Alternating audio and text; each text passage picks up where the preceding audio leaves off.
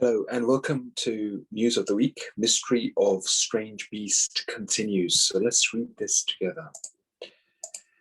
On 4th of October 2011, the BBC reported that a team of Russian and American scientists would set off on an expedition to try to solve the mystery of the so-called abominable snowman.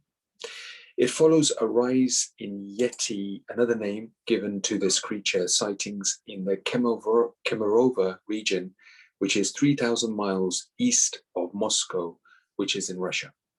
Previous sightings have been in the mountains of the Himalayas. Sightings of this unknown creature go back as far as 1832. Some say it is over 3 meters tall, is covered in white fur, and walks upright like a human being or a great ape.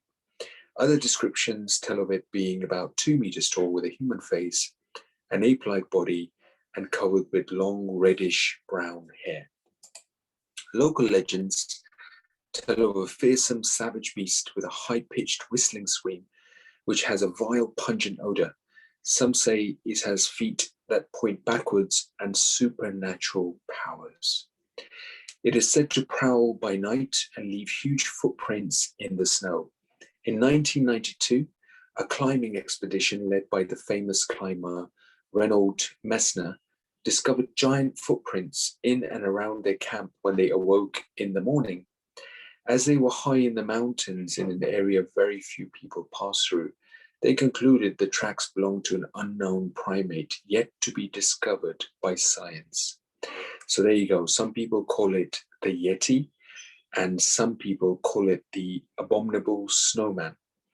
Very similar to Bigfoot, you may have heard of before as well. So have a read of this again one more time, and you've got some questions to answer thereafter, and we'll follow these up in our next lesson. Thank you.